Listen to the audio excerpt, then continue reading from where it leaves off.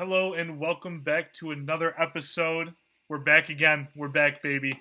I know you guys heard us yesterday, but we're back. We're pumping out content. It's me and PT tonight. PT, how you doing? We're doing pretty good. We're on a roll, and we're feeling good. Yeah, we're feeling pretty good. Get ready for more content next week. It's gonna be a good next couple months for the Bright Lights podcast. It's gonna be busy. Gonna be doing a lot of stuff. That's for sure. Yeah, getting back on our grind for sure. Yep. So we're gonna be talking about the home run derby and the All Star game tonight. But before that, got two things I want to cover on. First off, Luis Robert. We just tweeted about it. PT, how are you feeling about that debut? Dude, I looked on Twitter, and I saw that he hit a grand slam, and I was like, well, what a way to start off AAA. Yep, first and AAA then I looked hit. again, and he hit another home run. Yep. So I don't think you can have a better debut. Nope. Good for him. I remember I saw Eloy made a comment to the media that this is the best player he's ever seen play. Which is insane to hear from Eloy Jimenez. I know. So I think Chicago White Sox fans should be getting very excited for this kid. Yep. We won't see him this year, but we will see him very, very soon next year. Yep. And I wouldn't be surprised if he even climbs up into the top 3 of those rankings too. Yeah, and I wouldn't be surprised if they do what they did with Eloy and sign him to an extension before the season even starts. Try to get him cheaper. Be good. Exactly. Good thing for the White Sox.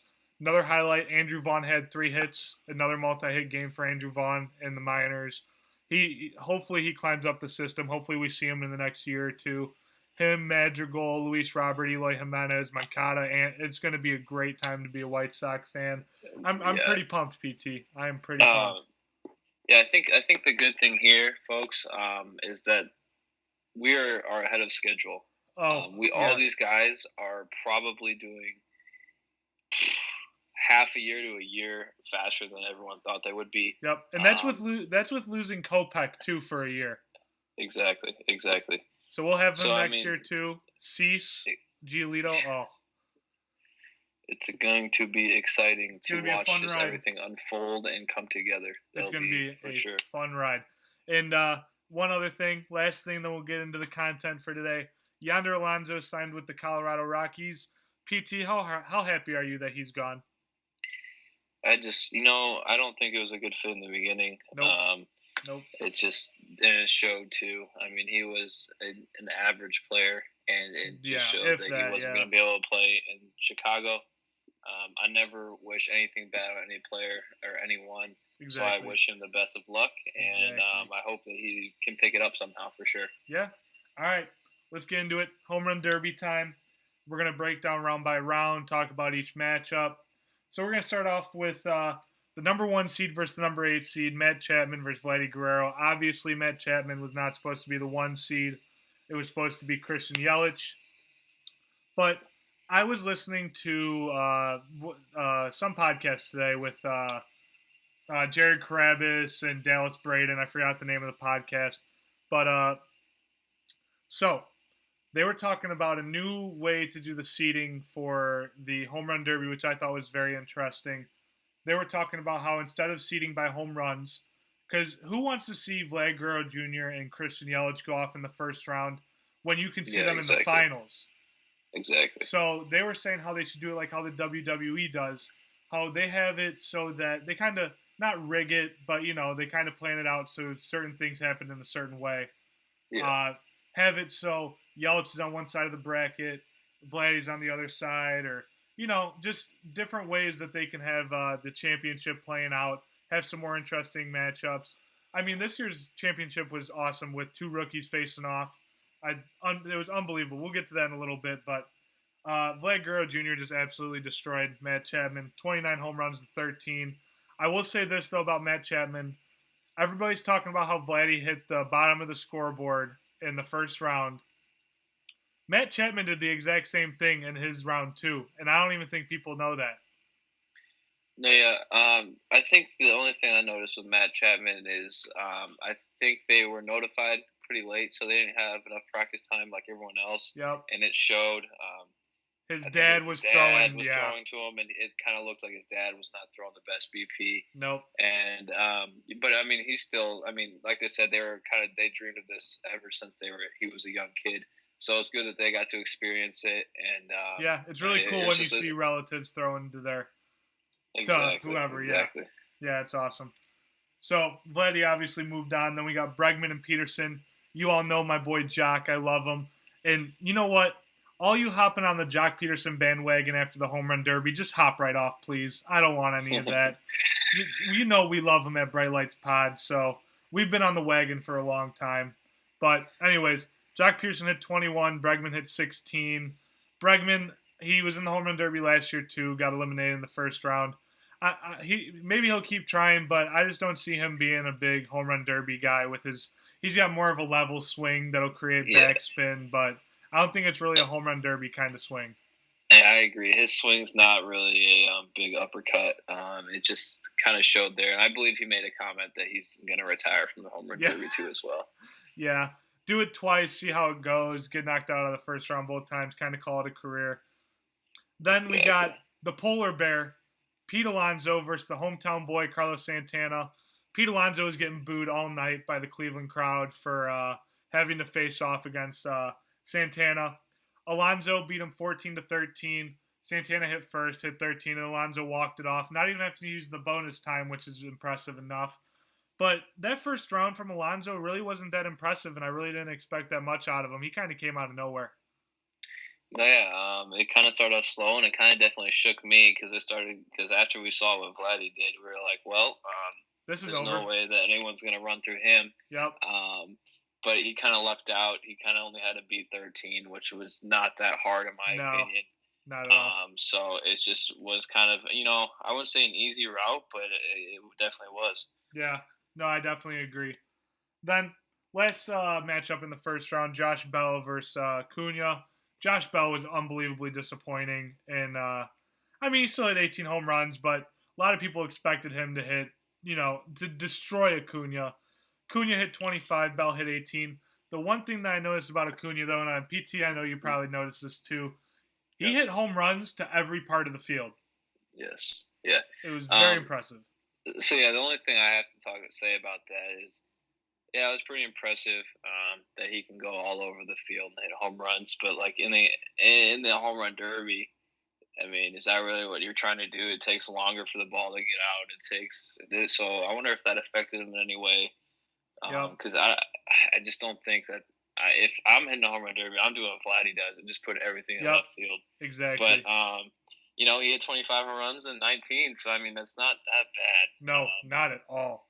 But I think that was definitely.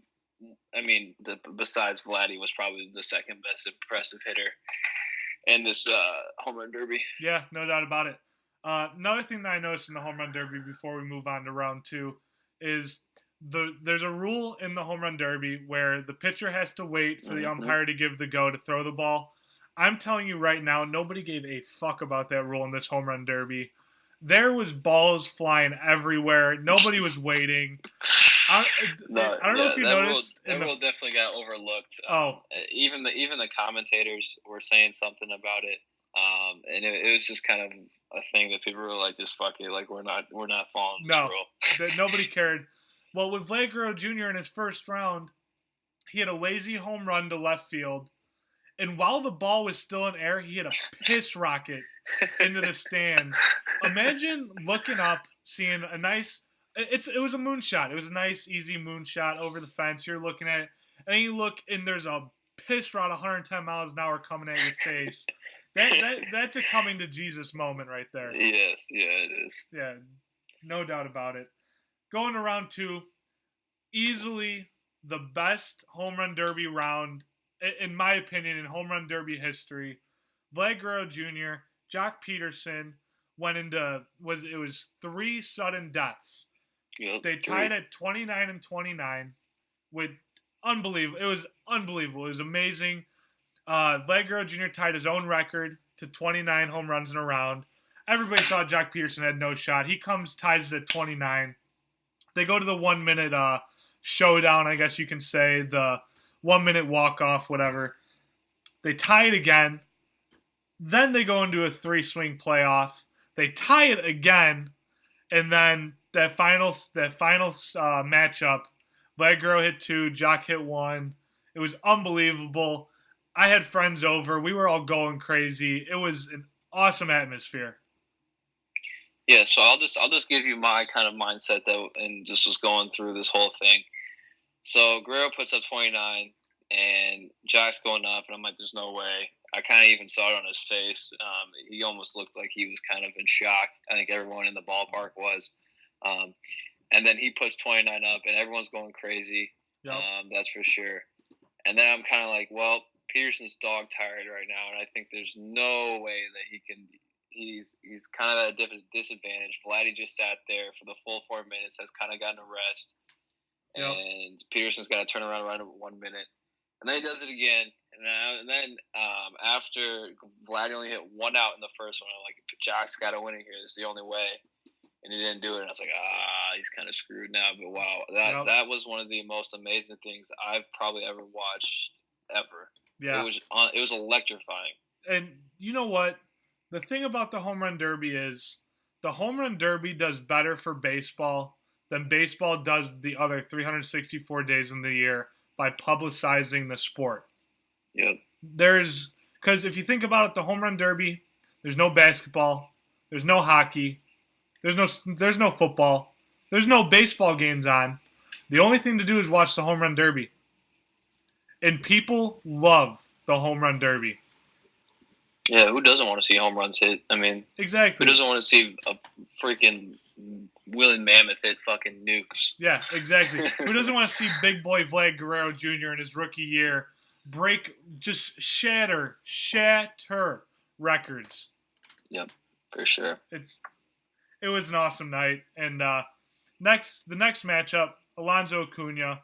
Again, Alonso didn't need the 30-second bonus, beating Acuna by 1, 20-19. This is when I started to realize, okay, Pete Alonso is pretty good, but there is no way he beats Vlad Jr. No way. And then we come to the championship round, and Vladdy was dog tired. He was exhausted. When he called a timeout within the first minute, that's when you know he's dead tired, exhausted. It's not happening. Yeah, I mean, and Pete Alonso's kind of at an advantage too. He hit second all night, so obviously he got to kind of chase after a number. Yep. And after hitting 69 home runs, I don't know who else. I mean, even everyone was saying how Vladdy's conditioning would affect him winning this, and I don't think any MLB player would have been able to produce in the last round if you had 69 home runs before that. I mean, that's unreal. No doubt. Nobody. I don't think anybody could do that. It was unbelievable. Obviously, the final, Alonso won. He was my pick before the Derby started, so I was happy that he won. Pete Alonso, he's my NL Rookie of the Year pick. We'll come back, revisit all those preseason, see all of our stupid choices, and then see some of our good choices. So we'll get that coming out to you guys too. But now let's move to the main reason why there's an All-Star week, the All-Star game. It was I've heard only great things about the All-Star game in Colorado, in Cleveland this year. I heard last year in Washington it was awful. There was nothing around the stadium. There was nothing within anywhere near Washington displaying that there was a All-Star game.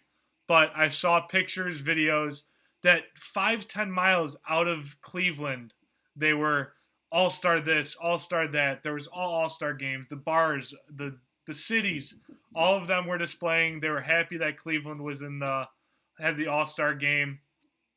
And Cleveland did a great job. And there's two things I want to touch on that Cleveland did, which I thought was awesome. Obviously, they had an unfortunate situation with Carlos Carrasco, getting diagnosed with leukemia. It's an awful thing. We hate to see it. Carlos Carrasco is an amazing pitcher and helped that Indian staff to a World Series, to all the division, all the championship series they've been in. It's a shame to see that he's sick, but it is unbelievably awesome. Obviously, they do this every All-Star game. They do the I stand for somebody, I stand for something. And it was just so cool to see his teammates around him, Terry Francona. They all had the signs. They all said Cookie. The Cleveland fans were chanting Cookie. It was just an electric moment that will be that everybody will remember in All-Star Game history forever. Yeah, it was definitely a heartwarming moment. It's very heartwarming when you see a city, community, a network, a league come together, and it just shows you how strong the whole league is together. Yep. That every single player is loved by everyone. And it just shows you kind of how big the community is too. I mean, everyone was just it was just straight out heartwarming in my words. It was. It really was. It's unbelievable with all the hardships that the MLB community has had to go through the last couple weeks with losing Tyler Skaggs and now learning about Carlos Carrasco. But as we all know, the MLB community, we stick together no matter what. All the teams love and support each other. Just like how Cleveland loves and supports CC Sabathia, letting him go to one last All-Star game, letting him go out to the mound.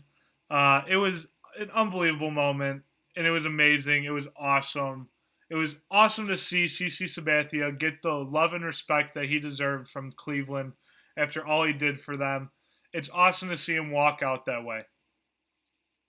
Yeah, I totally agree. CC's kind of, I think CC's pretty loved by everyone. Oh, yeah. And he's definitely deserving of kind of finishing on this. And I think it was even cooler that he was able to go out to the mound. Yeah, it truly was. Gave the Cleveland fans their one last moment with CC Sabathia. Now let's get to the real point. Let's get to the All-Star game. Let's talk about our White Sox players first, PT. We had James McCann ripping a single, playing great defense. That catch that he made, and I think it was the 7th inning, was huge. If he doesn't make that catch, who knows what would have happened. Honestly, I bet you he was in talks for maybe not. Maybe not in talks for MVP. That might be a little bit of a homer take, but James McCann definitely did impress in his All-Star game debut. Oh, yeah. I think James McCann kind of showed everyone what he was about.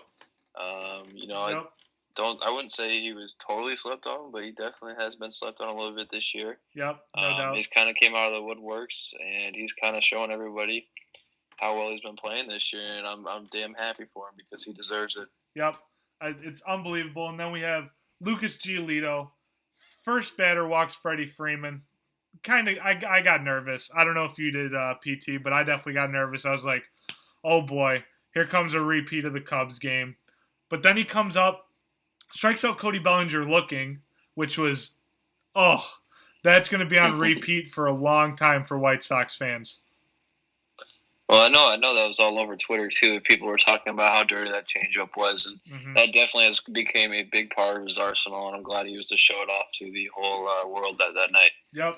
And then obviously we had Abreu ground into a double play. What's he gonna do? He's notably bad in All-Star games, so can't really expect too much out of that. No, and that kind of sucks though because he has been playing unbelievably real too this year. He's clutch. He has been the true definition of clutch this year for us. And every time he comes up with players on base, I expect those guys to be drove in by him. Yep, I agree 110%. And then I'll skip this part for afterwards, but Pete Alonso, RBI single, 2 RBI single, brought the NL within 1. What a week for Pete Alonso. He really got his name out there this past week. No, yeah, I totally agree. I think that Pete Alonso definitely deserves this because I know how hard he's working and how he was slept on too. Not a lot of people knew who this kid was, and he definitely has shown everyone that he is legit and that he definitely should be in the All-Star game for the rest of his career. He's gonna smash records, dude. This next year, I honestly think that he's got a great chance to smash Aaron Judge's rookie home run record. Dude, that would be unreal. It really would. Pete Alonso, he's at, I think, 30, something like that. 30. Yeah, 20 more and he's at 50. He can do it. Holy moly. Yeah, it's going to be insane to see what Pete Alonso can produce for the rest of the year. Now, this is what I want to talk about. This is the big topic of discussion through the MLB All Star and the MLB community is Shane Bieber winning the MVP. I personally, PT, I don't know what your take is. Shane Bieber came out throwing gas. He struck out the side. He's more than deserving to be the MVP, especially because they were playing in Cleveland. But I feel as if it should have gone to Joey Gallo, who he was the deciding factor of the game, honestly, when you think about it. The fact that the AL won by 1, he hit the home run to give them the lead. I think it should have been Joey Gallo. But to make the Cleveland fans happy, I get it, Shane Bieber. But me personally, I think it would have been fun and interesting to see Joey Gallo, who's a very big fan favorite throughout the MLB. No, yeah. I guess you can see the part that a fan favorite and a homie kind of take. Yeah. Do you know the last time a pitcher's won the MVP of the All Star game? Oh gosh, I don't even know.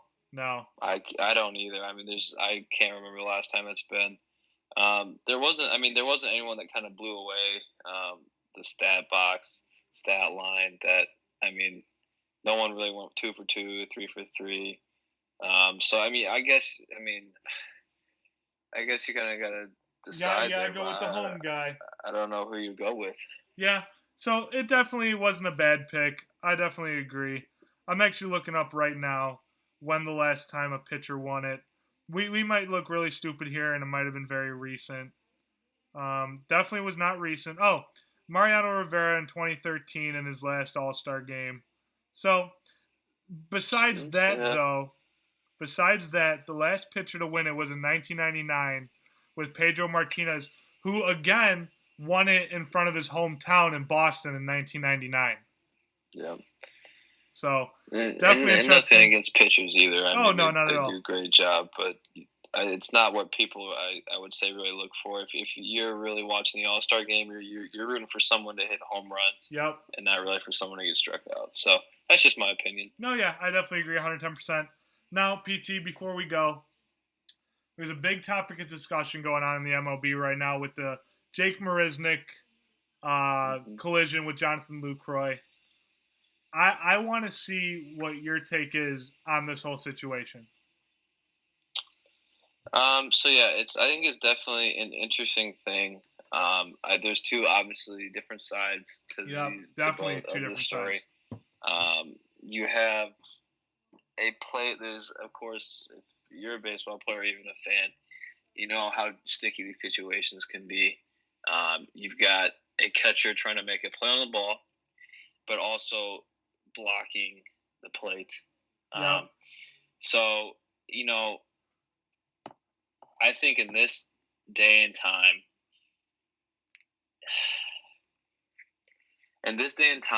you have to avoid the collision. Yeah, no doubt about it. Just because of how strict everything has been. Back in the day, 100% it would have been fine. It would have been fine. What the situation was. But in this day and time, it's not the play should have tried to be avoided. Yep. And I know, Marisnick, I think obviously wasn't. I don't think that was. He definitely did not intend to. No. But it's just, I think we're now in the day and time where like these plays are looked at more seriously, and they are obviously affecting more. And it definitely was scary for sure. Yep, especially because that was Lucroy's third concussion. So yeah, we'll see what happens with him. Yeah, it's just it's a play that kind of I guess needs to be avoided at its best. Yeah, I definitely agree with what you're saying. If you watch the play slowly, you'll see Lucroy reach to his left on the outside of the baseline. So Marisnick, baseball instincts, he goes to the inside. Yep. But then Lucroy changes direction, goes to the inside part of the baseline. Jake Marisnick's already diving into home. Jake Marisnick kind of tries to do a little barrel roll, kind of changes direction, but by doing so, he honestly put himself more into Jonathan Lucroy's path. Obviously, it was I was watching the game live actually on MLB Network. Got to get all the analysts' live takes on it.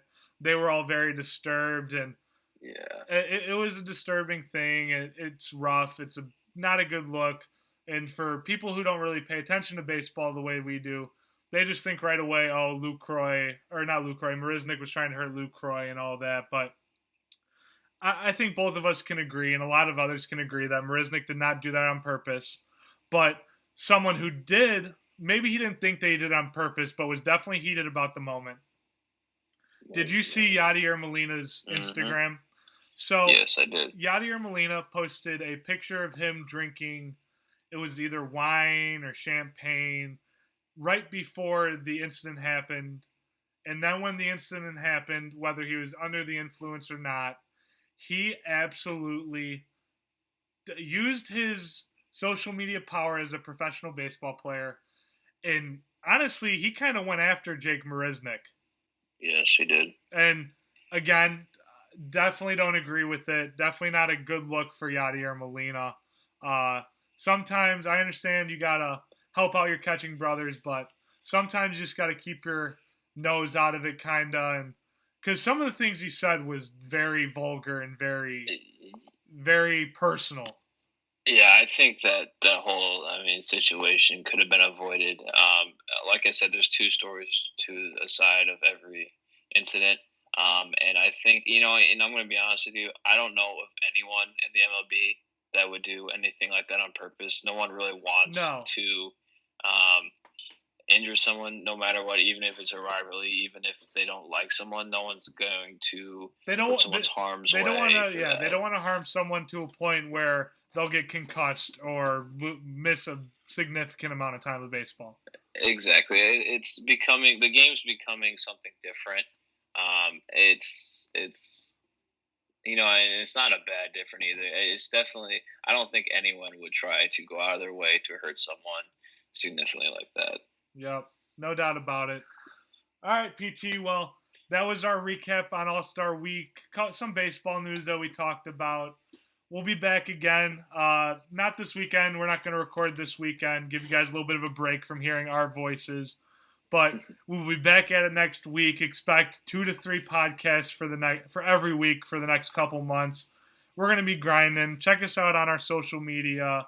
Check us out on Anchor. Check us out on Facebook, Twitter, Instagram, all the good stuff. Listen to us on Apple Podcasts, Spotify. We've got some giveaways coming.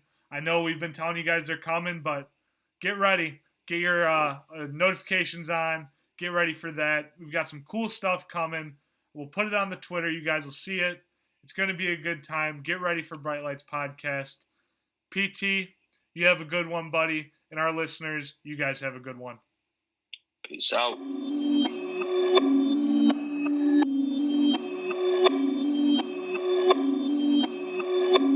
Perfect.